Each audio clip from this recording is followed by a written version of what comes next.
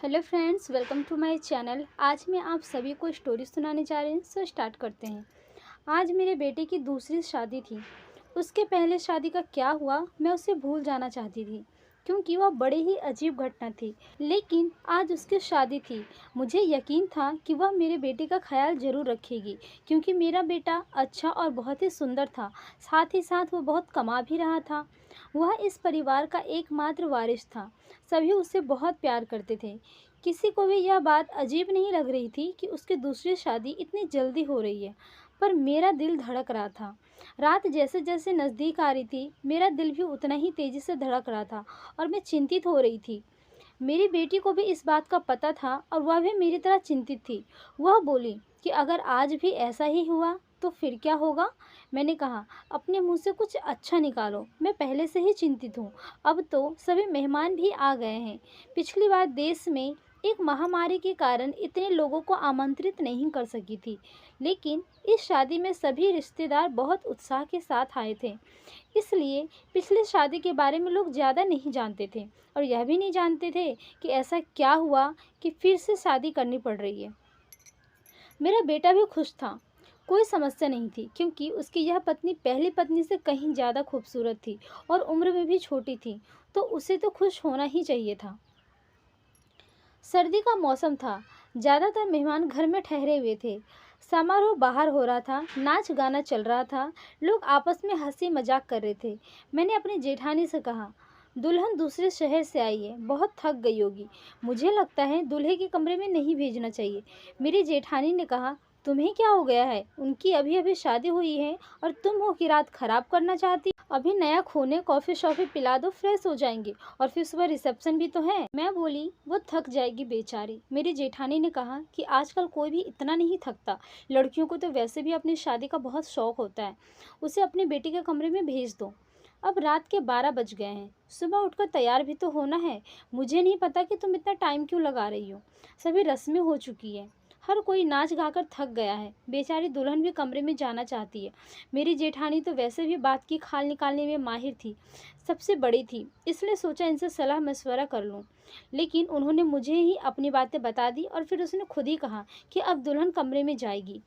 दुल्हन को कमरे में ले जाया गया। बाकी सबको कमरे से निकाल कर मैं थोड़ी देर दुल्हन के पास ही बैठ गई। मैंने कहा, बेटा, तुम अपने परिवार में सबसे बड़ी हो। तुम बहुत ही धैर्यवान लड़की हो, इसलिए मैं तुम्हें पसंद करके आई थी। देखो बेटा, जब शादी होती है तो कुछ चीज़ें ऐसी होती है जो हमें पसंद नहीं आती, लेकिन मेरी बच्ची, तुम थोड़ा सब्र करना। उसने कहा कि मुझे समझ नहीं आ रहा है कि आप क्या कह रही हो। मैंने कहा कि अगर मेरा बेटा कुछ उल्टी सीधी बातें करता है तो उसके बातों पर ध्यान मत देना। कमरे की बातें कमरे में ही रखना। सुबह मुझे बता देना। मैं तुम्हारी प्रॉब्लम को सुलझाने की कोशिश करूंगी। मेरी बात सुनकर वो थोड़ा घबरा गई थी कि मैं किस विषय पर बात कर रही हूँ। बस थोड़ा घबराई हुई सी बोली। फिर उसने कहा, ठीक है, मैं पूरी कोशिश करूंगी। अब इस घर की इज्जत भी तुम्हारी इज्जत है। मैं दुल्हन का हाथ थपथपाकर बाहर आ गई। सब अपने अप, सब अपने अपने बिस्तर पर सोने चले गए थे। घर में बहुत सन्नाटा था, क्योंकि सब थक चुके थे, इसलिए सब सो गए थे। रात वैसे शांत होती है। फिर बाद में मैं सोने चली गई, लेकिन मेरी आंखों में नींद ही नहीं आ रही थी और मेरी आंखें बार बार घड़ी की ओर ही देख रही थी। काश सुबह जल्दी हो जाती तो मेरी सारी चिंताएं खत्म हो जाती। लेकिन जैसे ही 2:30 बजे मैंने एक जोरदार चीख सुनी और उसके बाद ही मुझे पता चल गया कि अब क्या होने वाला है। उसके बाद बार बार चीखें शुरू हो गई। लड़की की चीखने की आवाज़ थी, और वह लड़की कौन हो सकती है मैं अच्छी तरह से जानती थी। सभी मेहमान भी धीरे धीरे उठने लगे थे। अचानक मेरे बेटे के कमरे का दरवाज़ा खुला और मेरी बहू पागलों की तरह चीखते हुए बाहर भागी। उसे तो पता ही नहीं चला कि उसके पास तो दुपट्टा भी नहीं है। अस्त व्यस्त कपड़ों में बाहर भागती हुई आई थी। वह घर से बाहर भाग जाना चाहती थी, जब कुछ औरतों ने उसका हाथ पकड़ लिया और कहा, बेटा क्या हो गया, अपने आप को संभालो। सब उसको संभालने लगे, लेकिन वह बेहोश हो गई थी। जब कोई भी बेहोश होता है तो उस पर पानी के छींटे मारने पर होश में आ जाते हैं, लेकिन मेरी बहू तो पानी के छींटे मारने पर भी होश में नहीं आ रही थी। उसका पूरा शरीर ठंडा पड़ गया था। मैं उसे अस्पताल ले जाना नहीं चाहती थी, क्योंकि तमाशा बन जाता, लेकिन और कोई चारा भी नहीं था। बेचारी बच्ची किसी भी तरह होश में नहीं आ रही थी। उसके माँ बाप को भी बुला लिया और उन्हें भी एक दूसरे के कानों में बातें करनी शुरू कर दी थी। पता नहीं हमारी बेटी को क्या हो गया है, पता नहीं उसके साथ क्या सुलूक किया गया है। वह सब लोग मुझे अजीब सी नज़रों से देख रहे थे। हर तरफ सवाल ही सवाल था और मैं बेचारी अकेले परेशान से हॉस्पिटल में घूम रही थी। मैंने सोचा घर जाकर बेटे से पूछूंगी कि उसने क्या किया है, पर वह कमरे में ही नहीं था। उसका फ़ोन भी बंद था। कमरे की हालत भी एकदम नॉर्मल था। कोई भी ऐसी हरकतें नहीं लग रही थी कि जैसे कोई चीज़ टूटी हो या फिर उसने अपनी बीवी पर हाथ उठाया हो। लोगों के सवालों से बचने के लिए शायद मेरा बेटा अरविंद कहीं चला गया था। फिलहाल तो मुझे बहू की फिक्र थी, तो मैं अस्पताल वापस चली गई। 2-3 घंटे में अस्पताल वालों ने मेरी बहू को छुट्टी दे दी। मेरी बहू हमारे घर नहीं आना चाहती थी। वह बहुत ज़्यादा घबराई हुई थी, लेकिन उसकी माँ ने समझाया कि तुम्हारे ससुराल ही चलते हैं, नहीं तो लोगों को मैं क्या जवाब दूंगी, लोग तरह तरह की बातें बनाएंगे। मैंने अपने बहू को समझाया कि बेटा, सुबह मुंह दिखाई की रस्म पूरी हो जाए फिर घर चले जाना, मैं नहीं रोकूंगी। मेरी बात सुनकर मेरी बहू गुस्से में आ गई और बोली, भाड़ में गई आपकी रस्म, मैं आपके घर में एक पल के लिए भी नहीं रुकूंगी। मैं अपने घर जाऊंगी और मुझे अपने घर जाने से ना कोई समाज रोक सकता है और ना ही कोई कानून। मैं पढ़ी लिखी लड़की हूँ और मुझे अपनी ज़िंदगी अपनी तरीके से जीने का हक है। मुझे आपके बेटे के साथ नहीं रहना। मेरी बहू ने अपना फैसला सुना दिया था। मैं चुपचाप मेरी आंखों में आंसू लिए उसे देखती रही। यह तो पहले भी हो चुका था जब अरविंद की पहली शादी हुई थी। मेरी पहली बहू के साथ भी वही हुआ था। वह मेरी पसंदीदा लड़की थी। वह मेरे बेटे की दोस्त थी और वह उसे बहुत पसंद करती थी।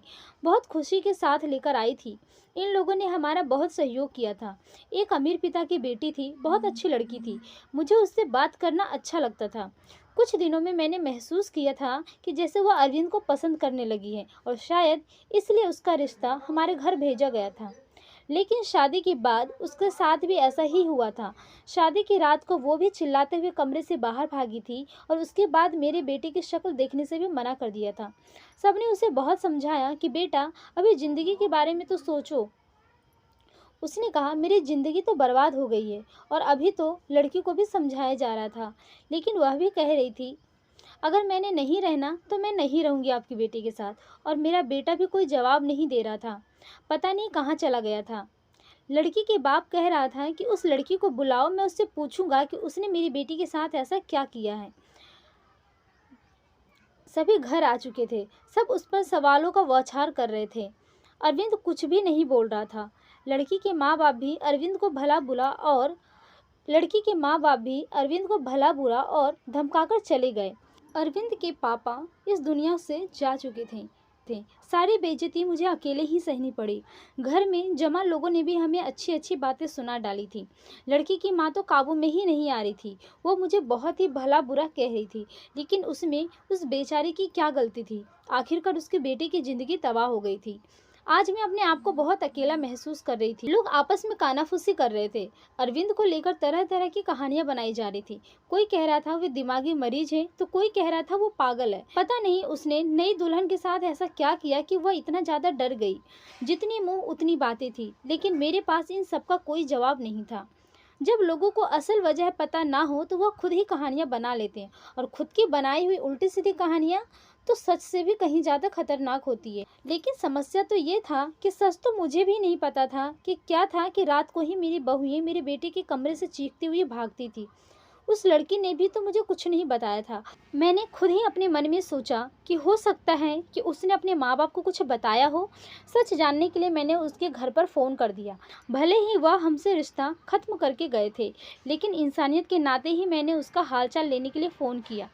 फ़ोन लड़की की माँ ने उठाया था। मैंने पूछा, अब कैसी तबीयत है आपकी बेटी की? मेरी आवाज़ सुनते ही वह भड़क गई। बोली, मेरी बेटी अभी तक ठीक नहीं हुई है, और खबरदार जो आगे से आपने फ़ोन किया।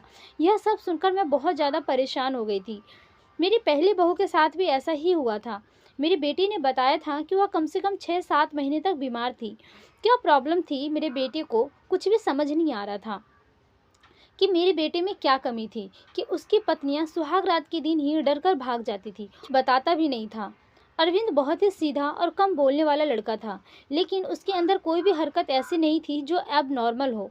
अरविंद मेरी पहली संतान थी। हम लोगों ने उसे बहुत ही लाड प्यार से पाला था, लेकिन हमारे लाड प्यार से भी वह बिगड़ा नहीं था। हाँ, उसे अपनी सुंदरता पर घमंड जरूर था। वह कहता था, सब मेरी खूबसूरती और स्मार्टनेस के आगे पानी भरते हैं। उसको पहनने ओढ़ने का बहुत शौक था। ब्रांडेड कपड़े पहनता था। पढ़ाई में भी अच्छा था। नौकरी भी टाइम से कर ली थी। अपनी बहन के लिए भी एक जिम्मेदार भाई था। अपनी बहन श्रुति को कॉलेज लेकर जाता और वापस से लेकर घर आता। खर्च के लिए पैसे भी देता। कभी ऊंची आवाज़ में बात नहीं करता। उसके दोस्त भी कोई ऐसे नहीं थे जो मैं कहता गलत संगत में पड़ गया था। उसका एक सबसे अच्छा दोस्त था जो बाहर विदेश में रहता था। कभी कभी उससे फ़ोन पर बात भी होती थी। मुझसे भी अपने दोस्त की बात करवाता था। कभी कभी कहता, मम्मी श्रुति की शादी इससे करवा देते हैं क्योंकि ये बहुत ही अच्छा लड़का है। कुल मिलाकर सब कुछ नॉर्मल ही था। लेकिन यह जो 2 बार हुआ यह बिल्कुल भी नॉर्मल नहीं था। पता नहीं मेरे बेटे में क्या कमी थी। ऐसा क्या करता था अपनी पत्नियों के साथ कि वह भाग जाती थी। ऐसे ही धीरे धीरे आगे दिन बीतता गया। अरविंद भी थोड़ा नॉर्मल हो चुका था। अब घर में थोड़ी बहुत बातें भी करने लगा था। इस बार मैंने सोचा कि इसकी तीसरी शादी कराऊं और ऐसी लड़की से कराऊं जो मुझे बताए कि सुहाग रात के कमरे में अरविंद ऐसा क्या करता है कि दुल्हन भाग जाती है। और वो यह भी चाहती थी कि ये जो बहू आए वो मेरे घर में ही रहे, यहाँ से भाग कर ना जाए। मैं किसी की ज़िंदगी बर्बाद करना नहीं चाहती थी क्योंकि मैं भी एक बेटी की माँ थी और वह अच्छी तरह से जानती थी एक लड़की के लिए तलाक का धब्बा कितनी बड़ी बदनामी होती है। बहुत सोच विचार के बाद मैं इस नतीजे पर पहुंची कि मैं अरविंद की शादी कोई शादीशुदा औरत से करवाऊंगी जिसकी पहले से शादी हो चुकी हो, या फिर वो तलाकशुदा हो, या फिर विधवा हो। और जल्दी ही मुझे ऐसी लड़की मिल भी गई। लड़की वालों को भी शादी की जल्दी थी, इसलिए उन्होंने भी ज़्यादा छानबीन नहीं की। लड़की कम उम्र की थी लेकिन बहुत ज़्यादा सुंदर नहीं थी। वह बस ठीक ठाक थी। दुबली पतली और सामान से नाक नक्शे की लड़की थी। मैंने लड़की वालों को बताया कि मेरे बेटे की एक शादी हो चुकी है और मेरे बेटे की पत्नी कुछ समय ही रही, फिर वह छोड़कर चली गई थी। थोड़ा बहुत झूठ बोलना पड़ा क्योंकि सच बताने की स्थिति में मैं बिल्कुल नहीं थी। लड़की वाले शादी के लिए राजी हो गए थे। मैंने अरविंद को लड़की की फ़ोटो दिखाई तो उसने शादी से साफ इनकार कर दिया। बोला, मुझे नहीं करनी शादी। इतनी आम से शक्ल सूरत की लड़की है, मुझे शादी बिल्कुल नहीं करनी। उसकी बात सुनकर मैंने उसे डांटते हुए कहा था, चुप हो जा। जिस तरह की तेरी हरकतें हैं ना, उसके चलते तो तेरी शादी होनी ही नहीं चाहिए थी। लेकिन मैं सोचती हूँ कब तक मैं यहाँ बैठी रहूँगी और तेरा ध्यान रखूँगी। मेरे जाने के बाद कोई तो ऐसा हो जिसके साथ तू अपनी ज़िंदगी गुजार सके। बोलते बोलते मेरी आंखों में आंसू आ गए। मेरी आंखों में आंसू देखकर अरविंद चुप हो गया। शादी के लिए रजामंदी दे दी और उठकर कमरे में चला गया। कहीं ना कहीं अरविंद के दिल में भी चोर जरूर था क्योंकि वह मुझसे नज़रें चुरा रहा था। लेकिन इस बार मैंने भी तय कर लिया था कि मैं सच जानकर ही रहूंगी। मैंने पहले ही सोच लिया था कि इस बार मैं लड़की को अपने भरोसे पर ले लूंगी, लेकिन उसे यह नहीं बताऊंगी कि पहले उसकी पत्नियां डरकर भाग गई थी। उसे प्यार से समझा दूंगी, उसे भरोसा दिलाकर कहूंगी कि कुछ अगर ऐसी बात है तो मुझे बताए, मैं उसकी समस्या का समाधान करूंगी। पर इस बार शादी का प्लान बहुत ही सादगी से करने का था और फिर मैंने बहुत ही सादगी से अरविंद की शादी कर दी। लड़की का नाम रश्मि था। बहुत ही प्यारी बच्ची थी। मेरी बेटी ने मना भी किया था कि मम्मी रहने दे, भाई को भाई के हाल पर ही छोड़ दो। लेकिन मैंने उसे समझाया था कि बेटा, हो सकता है तेरे भाई के साथ कुछ मसला हो जिसे समझना हमारा फ़र्ज़ है। फिर शादी निपट गई। इस बार मैंने ज़्यादा मेहमानों को बुलाया नहीं था। घर में कुछ ही मेहमान थे जो कि मेरे रिश्तेदार नहीं बल्कि मेरे कुछ जानने वाले थे। फिर कुछ सहेलियां वगैरह थी और उनके परिवार वाले थे। रश्मि को मैं अरविंद के कमरे में ले गई। उसे बेड पर बिठाते हुए मैंने रश्मि का हाथ अपने हाथों में लिया और उसे हल्के से दबा दिया। रश्मि बेटा, तुमसे बहुत ही ज़रूरी बात करनी है। बहुत ही ध्यान से मेरी बात सुनो। रश्मि मुझे देखने लगी। ऐसे कौन सी जरूरी बात है जो अभी करनी है? मैंने कहा, बेटा, अरविंद शादी के लिए राजी नहीं था। बहुत ही मुश्किल से मैंने उसे शादी के लिए तैयार किया है। हो सकता है मेरा बेटा कुछ अजीबोगरीब हरकतें करे, हो सकता है तुम्हें डराने की कोशिश करे जिससे कि तुम उसे छोड़कर भाग जाओ। लेकिन बेटा, तुम डरना नहीं। जो भी हो मुझे सब कुछ बता देना। बस तुम्हें उसके डराने धमकाने में, उसकी बातों में आने की ज़रूरत नहीं है। रश्मि ने मेरी बातों को सुनकर हाँ में सर हिला दिया था। मैं थोड़ी संतोष हुई। रश्मि को आराम करने को बोलकर बाहर आ गई। मैं अपने कमरे में नहीं गई। बहरहाल मैं बाहर सोफे पर ही लेट गई। श्रुति को मैंने उसके कमरे में भेज दिया कि तुम जाओ, सो जाओ, बहुत रात हो चुकी है। श्रुति अपने कमरे में जा चुकी थी, लेकिन जाते जाते उसने कहा था कि मम्मी जी, आप जो भी कर रहे हैं गलत कर रहे हैं। आप भी हर समस्या का हल सिर्फ शादी ही समझती हैं। आपको किसी की बेटी की ज़िंदगी बर्बाद नहीं करना चाहिए। श्रुति जा चुकी थी और मैं सोफे पर लेटी दिल ही दिल में अपने भगवान को याद कर रही थी और दुआ मांग रही थी कि हे भगवान, यह रात अच्छे से बीत जाए।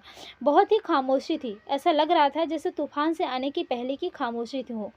घड़ी की टिक टिक नहीं मेरे घड़ी की टिक टिक भी मेरे सर पर हथौड़े की तरह लग रही थी। अपने भगवान को मनाने में लगी हुई थी कि तभी वही हुआ जिसका मुझे डर था। रश्मि चीरते हुए रश्मि चीखते हुए बाहर आई थी और पागलों की तरह घर के बाहर भाग जाना चाहती थी। मैंने जैसे तैसे करके उसे बाहर गेट के अंदर लिया था। मैंने उसे जैसे तैसे समझाकर थोड़ा शांत किया था। वह कुछ बोलने की स्थिति में नहीं थी। जब थोड़ा शांत हुई तो वह बदहवासी में बोली कि आपको अपनी बेटे की मेडिकल जांच करानी चाहिए थी। अगर आप ऐसा करा लेती तो आपको और मुझे यह दिन देखना नहीं पड़ता। रश्मि तो बहुत ही समझदार थी, उसके पास तो कोई दूसरा ऑप्शन भी नहीं था। वह तो हर हाल में इस शादी को निभाने की सोच रही थी, लेकिन रश्मि ने भी इस रिश्ते को नहीं निभाया और वो अरविंद को छोड़कर चली गई। दूसरे दिन रश्मि के घर से फ़ोन आया कि अपने बेटे से कहकर हमारी बेटी को तलाक दिलवा दो, नहीं तो हम यह काम अदालत से भी करवा सकते हैं।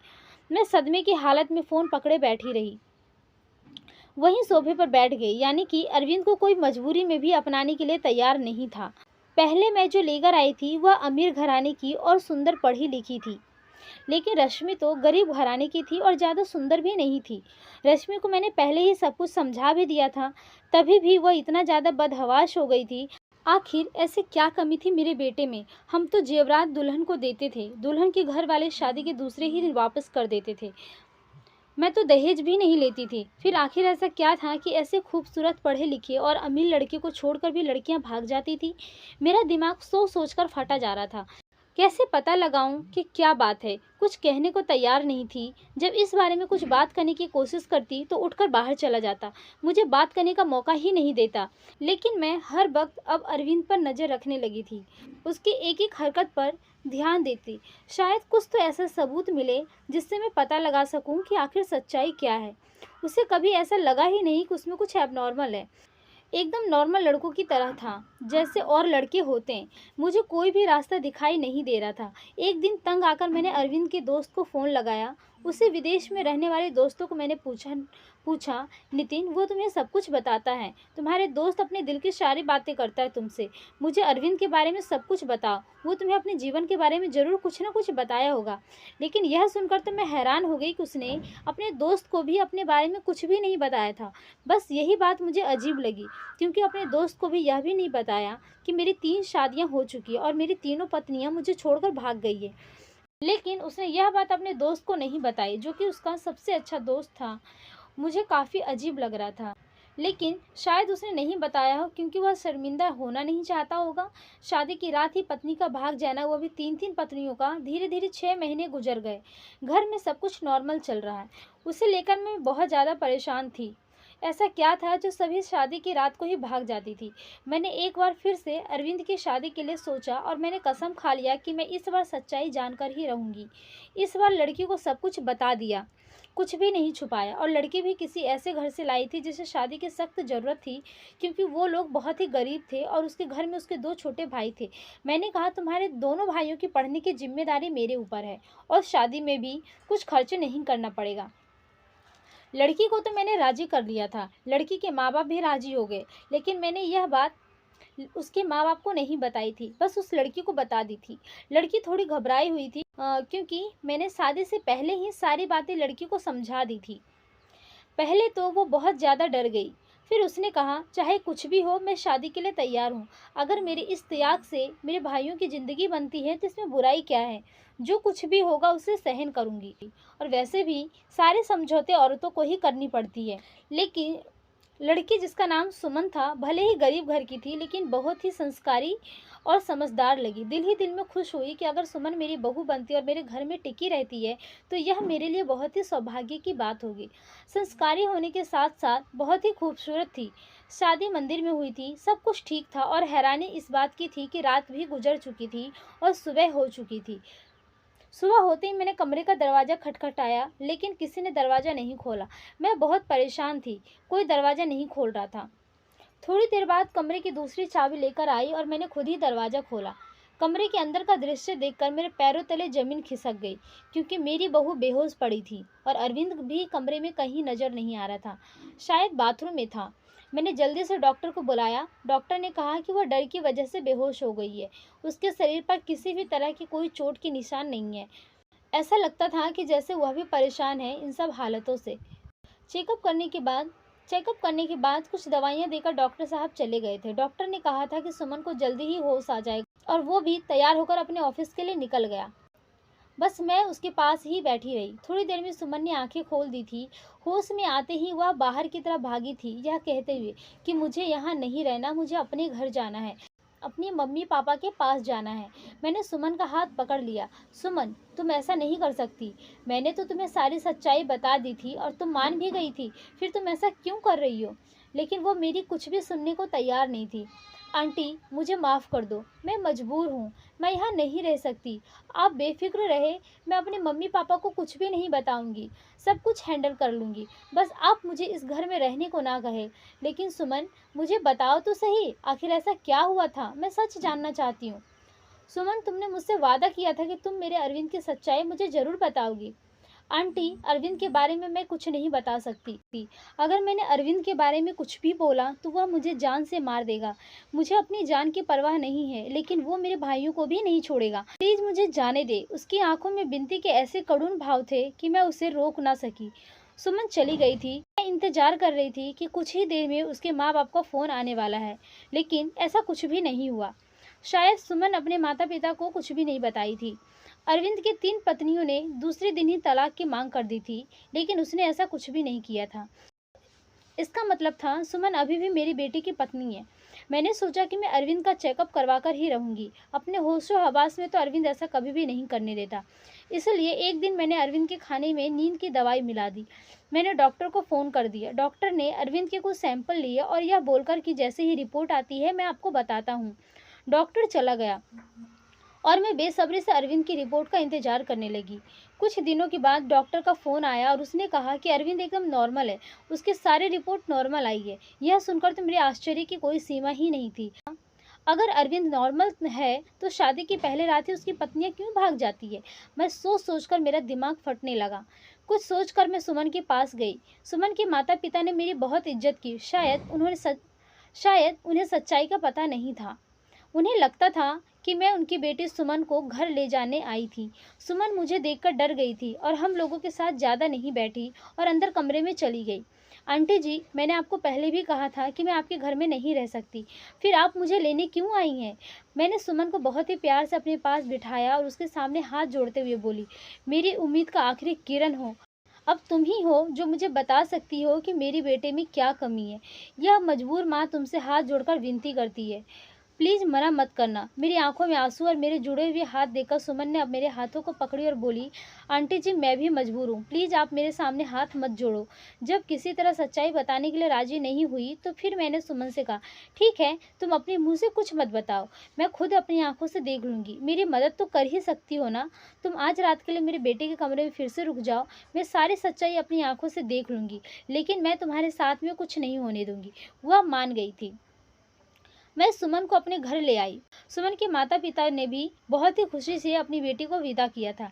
एक बार फिर से सुमन को दुल्हन बनाकर मैं अरविंद के कमरे में बिठा दिया और घर आ गई और अरविंद से कहा कि सुमन घर आ गई है और तुम भी ऑफिस से जल्दी आ जाना। आज मैं घर पर नहीं मिलूंगी, तुम्हारी मौसी की तबीयत खराब है, वहाँ जा रही हूँ और रात भर वहीं रहूंगी। मेरी बात सुनकर अरविंद ने सिर्फ हूँ में जवाब दिया था और फ़ोन काट दिया था। मैं अरविंद के कमरे में ही छुपकर बैठ गई। आज सब कुछ अपनी आंखों से देख लेना चाहती थी। दरवाज़ा खुला था और सुमन अंदर कमरे में अकेले बैठी है। कुछ ही देर में दरवाज़ा खुला और अरविंद उसमें दाखिल हुआ और एक नज़र उसने सुमन पर डाली और बिना कुछ कहे बाथरूम में घुस गया था। सुमन डरी सहमी बैठी हुई थी कि जैसे अभी उठकर भाग जाएगी। मैं भी सांस रोके आने वाली सिचुएशन के लिए खुद को तैयार कर रही थी कि तभी अचानक बाथरूम से किसी औरत की चीखने की आवाज़ आने लगी थी। आवाज़ सुनते ही सुमन बेड से उतरकर नीचे खड़ी हो गई थी और डर से थर-थर काँप रही थी। मैं भी हक्का-बक्का खड़ी थी कि अंदर तो अरविंद गया था, फिर ये ज़ोर-ज़ोर से औरत की चीखने की आवाज़ कहाँ से आ रही है? कि तभी अरविंद बाहर निकला और अरविंद को देखते ही मैं बेहोश होते-होते बची। वह बहुत ही बेहुदा सा, या यूँ कहिए कि बहुत ही डरावना सा मेकअप कर रखा था। आँखों में जैसे खून उतरा हुआ था। आवाज़ भी लड़की की तरह ही निकाल रहा था और सुमन से कहने लगा, तुमसे मना किया था ना कि मेरी ज़िंदगी में दोबारा मत आना। तुमने मेरी बात नहीं मानी। अब तुम अपनी मौत की जिम्मेदार खुद होगी। बहुत ही भयानक हंसी हंसता हुआ अरविंद सुमन की तरफ बढ़ा था। सुमन जल्दी से भागकर मेरे पास आ गई थी और मैं भी बाहर आ गई थी और अरविंद को रोकने की कोशिश कर रही थी। अरविंद, क्या हो गया है तुम्हें? क्या कर रहे हो? उसने मुझे अनदेखा करते हुए जोर से धक्का दिया था। कौन अरविंद? प्रमीला नाम है मेरा। मौका देखकर सुमन कमरे से भाग गई थी। इससे पहले अरविंद फिर से मेरे पास आता, मैं भी कमरे से बाहर निकली और कमरे को बाहर से बंद कर दिया। अरविंद की भयानक हंसी मुझे देर तक सुनाई दे रही थी। मैंने सुमन को अपने सीने से लगा रखा। मैं खुद भी बहुत ज़्यादा शॉक और डरी हुई थी। आंटी जी, मुझे यहाँ नहीं रहना है। वो मुझे जिंदा नहीं छोड़ेगा। उसने मुझसे कहा था, अगर मैंने किसी को कुछ भी बताया तो वह मुझे मार डालेगा, साथ में मेरे भाइयों को भी। मुझे और मेरे भाइयों को बचा लो आंटी जी। मैंने कहा, कुछ नहीं होगा, शांत हो जाओ, मैं सब कुछ संभाल लूँगी। मेरा दिमाग थोड़ा थोड़ा काम करना शुरू किया तो सबसे पहले ख्याल मेरे दिल में यही आया कि अरविंद पर किसी भूत का साया है। उसको मैंने अपने रूम में ही सुला लिया था। सुबह उठते ही सबसे पहले मैंने अपने फैमिली डॉक्टर को फ़ोन किया था। 8 बजे डॉक्टर हमारे घर पर था। मैं उन्हें हालत से अवगत कराया। साथ ही मैंने डॉक्टर से यह भी कहा कि मुझे लगता है कि अरविंद पर किसी भूत का साया है। मेरी बात सुनकर डॉक्टर ने कहा, मुझे नहीं लगता कि किसी भूत का साया है। मुझे तो लगता है उस पर पागलपन के दौरे पड़ते हैं। ऐसे में लोग किसी मूवी या किसी कहानी में डूब जाते हैं और उसी के कैरेक्टर में खुद को ढाल लेते हैं। लेकिन वो अपनों के प्यार से और कुछ दवाइयों के जरिए मरीज ठीक हो जाता है। थोड़ा टाइम लगता है, बिल्कुल पूरी तरह से ठीक हो जाता है। नई दुल्हन को देखकर अरविंद पर पागलपन के दौरे पड़ते हैं। ये दौरे अरविंद को क्यों पड़ते हैं, इसका सुराग उसके कमरे से ही मिलेगा। एक बार सुराग हाथ लग जाएगा तो उसका इलाज हम अच्छे से कर सकेंगे। डॉक्टर मुझे तसल्ली देकर चला गया था। सुमन जाग चुकी थी। वो रात से थोड़ा सामान्य लग रही थी। मैंने उसे नाश्ता कराया। नाश्ता करते हुए सुमन बोली, मुझे लगता है मुझे अपना घर चले जाना चाहिए। मैंने सुमन के सर पर प्यार से हाथ फेरा और बोली, सुमन बेटा, सबसे पहले तो तुम मुझे आंटी कहना बंद करो और मुझे मम्मी कहो। और दूसरी बात, अब यही तुम्हारा घर है। इतना सब कुछ अपनी आंखों से देखने के बाद आप यह कैसे कह सकती हैं? सुमन ने हैरानी से पूछा। मैंने कहा, अभी डॉक्टर से मेरी बात हुई है, अरविंद बिल्कुल ठीक हो जाएगा। थोड़े से प्यार और थोड़ी सी देखभाल की ज़रूरत है जो हम दोनों मिलकर उसे देंगे। मेरा यकीन करो, अरविंद बहुत ही अच्छा लड़का है, बहुत ही प्यार से रखेगा तुम्हें। मेरे बहुत देर तक समझाने पर और अपने माँ बाप के हालात को देखते हुए सुमन राजी हो गई थी। मैंने बहुत ही प्यार से सुमन से कहा, सुमन बेटा, अब तो एक बार मुझे मम्मी जी कहो। फिर सुमन ने मुस्कुराते हुए मम्मी जी कहा था, जिसे सुनकर मेरे दिल में ठंडक उतर गई थी। मुझे उम्मीद की किरण नजर आई थी कि मेरा बेटा ठीक हो जाएगा, उसका भी घर बस जाएगा। 10 बजे के करीब अरविंद के दरवाजे पे खटखट की आवाज़ आई थी और कांपते हाथों से मैंने दरवाज़ा खोला था। सुमन को मैंने अपने कमरे में भेज दिया था। अरविंद एकदम तरोताज़ा तैयार खड़ा था और मुझे देखते ही नाराज़गी से बोला, क्या मम्मी जी, मेरा दरवाज़ा बाहर से किसने बंद कर दिया? मुझे ऑफिस के लिए लेट हो रहा है। मैंने एकदम नॉर्मल ही बात की थी। बोली, पता नहीं बेटा कैसे बंद हो गया। चलो तुम नाश्ता कर लो। मैंने उस पर कुछ भी असर होने नहीं दिया। उसने नाश्ता किया और ऑफिस के लिए निकल गया। अरविंद के ऑफिस में जाते ही सबसे पहले अरविंद के कमरे में गई और उसकी तलाशी ली। मुझे ज़्यादा मेहनत नहीं करनी पड़ी। सामने ही बेड पर मुझे कुछ किताबें मिली। सुमन भी अब मेरे पास आ चुकी थी। सारी किताबों में एक ही उपन्यास था जिसमें कोई प्रमीला नाम की लड़की थी। शादी की रात ही उसके पति ने उसे कमरे से बाहर निकाल दिया था और अगले ही दिन दूसरी दुल्हन ले आया था। प्रमीला धीरे धीरे दिमागी मरीज बन गई थी। उसको नई दुल्हन को देखते ही उस पर दौरे पड़ने लगते थे। अब तो किसी शादी में दुल्हन को देखती तो उसे मारने के लिए भागती थी और प्रमीला के ससुराल वालों ने पागल घोषित कर दिया था और उसे मायके भेज दिया था। दुल्हन को देखकर प्रमीला का पागलपन कम नहीं हुआ था और प्रमीला के कैरेक्टर में ही खुद को ढाल लिया था। मैंने डॉक्टर को फ़ोन करके सारी बातें बताई। डॉक्टर ने कहा कि आप लोग चिंता मत करो, मैं कुछ दवाइयाँ दूंगा और जो उपन्यास अरविंद पढ़ता है वो सारी किताबें आप रूम से बाहर निकाल दें। धीरे धीरे प्यार से अरविंद को समझाना पड़ेगा, उसे प्रमिला के कैरेक्टर से निकालना पड़ेगा। धीरे धीरे डॉक्टर की दवाइयों से और सुमन और मेरी मेहनत से अरविंद ठीक होने लगा था। सुमन अरविंद के सामने सिंपल सी रहती थी, कोई भी बनाव श्रृंगार नहीं करती थी और उसमें बहुत बदलाव आने लगा था। उसकी आंखों में अब मैंने सुमन के लिए प्यार देखा था। सुमन कहीं भी जाती, अरविंद के नज़रें उसे ही ढूंढती। अरविंद का इलाज चलते आज 3 महीने हो चुके थे और सुमन ने जिस लगन से मेरा साथ दिया था उसकी मैं कायल हो गई थी। बहुत ही अच्छे कर्म किए होंगे जो मुझे ऐसी बहू मिली। मेरे साथ मेरे कमरे में ही सोती थी, लेकिन आज मैंने सोच लिया था कि सब कुछ फाइनल हो जाना चाहिए। मुझे पूरा विश्वास है कि अब अरविंद बिल्कुल ठीक हो चुका है। मैंने सुमन से कहा, सुमन, आज तुम्हें आखिरी कदम और उठाना पड़ेगा। इसके बाद तुम्हारी ज़िंदगी में खुशियाँ ही खुशियाँ होगी। सुमन ना समझे से मेरी तरफ देखने लगी। फिर मैंने उससे समझाया कि सुमन, तुम दुल्हन बनकर अरविंद के कमरे में बैठना होगा। मेरी बात सुनकर सुमन डर गई थी, लेकिन फिर जल्दी ही समझ गई। शायद उसे भी यकीन था कि अरविंद अब ठीक हो चुका है। सुमन, तुम्हें डरने की कोई ज़रूरत नहीं है। तुम दरवाज़ा खुला रखना, दरवाजे के बाहर ही मैं खड़ी रहूँगी जब तक कि तुम दोनों के बीच में सब कुछ ठीक नहीं हो जाता। जैसे ही तुम्हें कुछ गलत लगे तो फ़ौरन बाहर आ जाना। अरविंद के घर आने से पहले ही मैंने सुमन को दुल्हन की तरह सजाया। अरविंद के सेज को भी बहुत ही खूबसूरती से सजाया था। अरविंद का आने का टाइम हो गया था। मैंने सुमन को सजाकर बेड पर बिठा दिया और बाहर आ गई। थोड़ी देर में अरविंद भी आ चुका था। खाना खाते हुए अरविंद की निगाहें इधर उधर कुछ ढूंढ रही थी। मैं समझ गई थी किसे ढूंढ रहा है। फिर अरविंद खुद ही बोला, मम्मी, सुमन कहीं दिखाई नहीं दे रही है, क्या कहीं गई हुई है? मेरे बोलने से पहले श्रुति बोल पड़ी, भैया, अभी तो आपके ही। इससे पहले कि श्रुति अपनी बात पूरी करती, मैंने उसे चुप करा दिया। मैंने मुस्कुराते हुए कहा, अरविंद, तुम पहले खाना खत्म करो, उसके बाद अपने कमरे में जाओ तो तुम्हें अपने सवाल का जवाब मिल जाएगा। खाना खाने के बाद अरविंद अपने कमरे में चला गया। मेरा दिल जोरों से धड़क रहा था। अब पता नहीं क्या होने वाला है। हे भगवान, सब कुछ ठीक हो जाए। मैं भी अरविंद के पीछे पीछे चली और बाहर गेट पर ही रुक गई। अरविंद के कमरे में कान लगाकर सुनने की कोशिश कर रही थी और अंदर सब कुछ ठीक तो है ही। मुझे काफ़ी देर हो गई थी, लेकिन अभी तक अंदर शांति थी।